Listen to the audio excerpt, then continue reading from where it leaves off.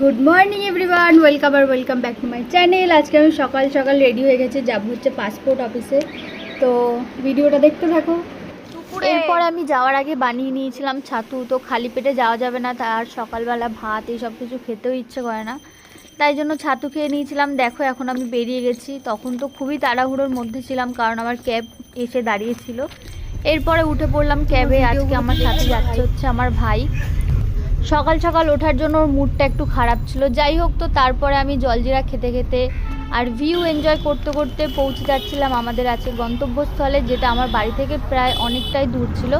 যদিও রাস্তা খালি থাকার কারণে অনেকটা তাড়াতাড়ি পৌঁছে গেছিলাম। পৌঁছে গেছি পাসপোর্ট অফিসের সামনে। এখানে ডাব বিক্রি হচ্ছিলো, তো আমি আর ভাই একটা একটা করে ডাব নিয়ে খেয়ে নিলাম সকাল সকাল। দেন আমার টাইম হয়ে গেছিলো, তো সব ডকুমেন্টস বার করে আমি চলে যাচ্ছিলাম অফিসের ভেতরে। প্রথমে সব কিছু স্মুথভাবেই আমার হয়ে গেছিলো, কিন্তু একটা প্রবলেমের জন্য আজকে আর আমার হলো না। তো দেন আবার বেরিয়ে পড়লাম বাড়িতে যাওয়ার জন্য। এখানে এখন আমি ক্যাবে উঠেও গেছি। ভাইয়ের সাথে কথা বলছিলাম যে ওখানে গিয়ে কি হলো না হলো। প্রথমে সব কিছু ঠিকঠাকই ছিল, কিন্তু একটা ডকুমেন্টসের জন্য আজকে আমার আর হলো না। তো যাই হোক, একটু মন খারাপ করছিল, কিন্তু পরে ভাবলাম যে না, ঠিক আছে, কোনো অসুবিধা নেই। এরপরে জলজিরা খেতে খেতে রাস্তায় ভিউ দেখতে দেখতে চলে আসলাম বাড়ির দিকে। তো এখানে দেখো আমি চলেও এসেছি বাড়িতে। আজকে এটা আমার আউটফিট ছিল, তো তোমাদের সাথে সকালে শেয়ার করতে পারিনি, তো এখন দেখিয়ে দিলাম। আজকে কুর্তিটা আমি পরে গেছিলাম। কেমন লাগছে কমেন্ট করে জানাতে পারো। কে এনেছিস আমার জন্য? আমার জন্য এনেছিস? সত্যি কথা? বাড়িতে এসে দেখছি পড়তে চলে এসছে, তো আমি পড়তে বসে পড়লাম। আর তোমাদের সাথে এটা শেয়ার করছি। দেখো 10-এ 10 পেয়েছে, তারপরে স্টার পেয়েছে, তো সেগুলোই তোমাদের সাথে শেয়ার করছিলাম। একটু হাসতে তো পারিস। কি রে, একটু হেসে দেখা, একটু হেসে দেখা। হ্যাঁ, কেন? লেখার টাইমে হাসা যায় না?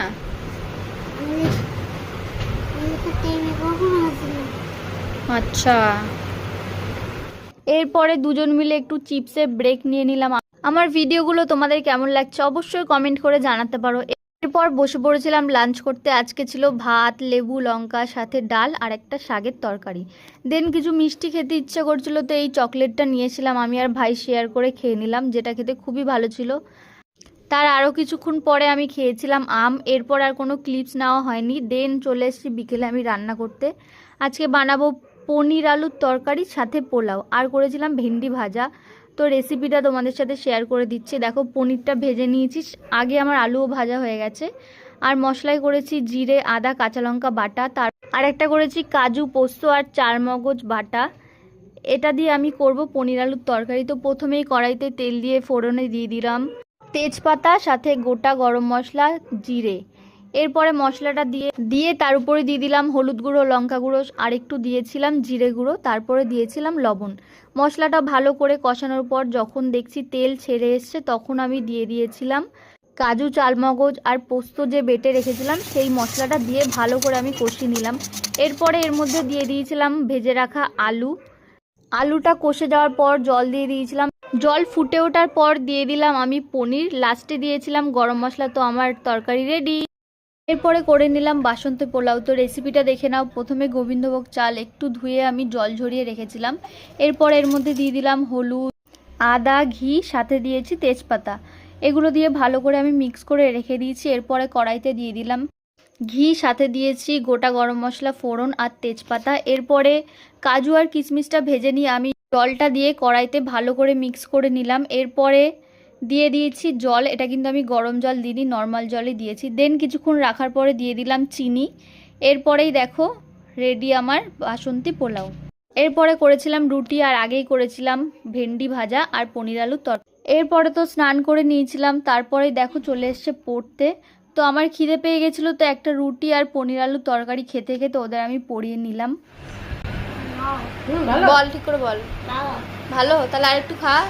এই যে বলুন কেমন হয়েছে খাবার? ভালো হয়েছে। খেয়ে দেখা, আগে খাবি তো।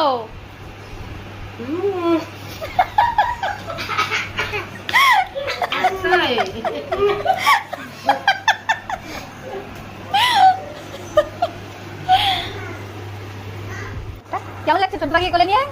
ভালো লাগছে? ভালো লাগছে। এই যে দেখো কোলে নিয়েছে। হ্যাঁ, এই দেখো কোলে নিচ্ছে কে? সোনু পাখি এখন লজ্জা পাচ্ছে, সরি ছোট কাকা লজ্জা পাচ্ছে। এরপরে ডিনার টাইমে নিয়ে আমি বসে পড়লাম। ছিল পোলাও, পনির আলুর তরকারি, সাথে ছিল বেগুনি আর কিছুর একটা বড়া। দেন আমি লক আপ দেখতে দেখতে তো ডিনারটা সেরে ফেললাম। যদি ভিডিওটা ভালো লেগে থাকে তো লাইক করে দেবে। তো চলো আজকের জন্য টাটা।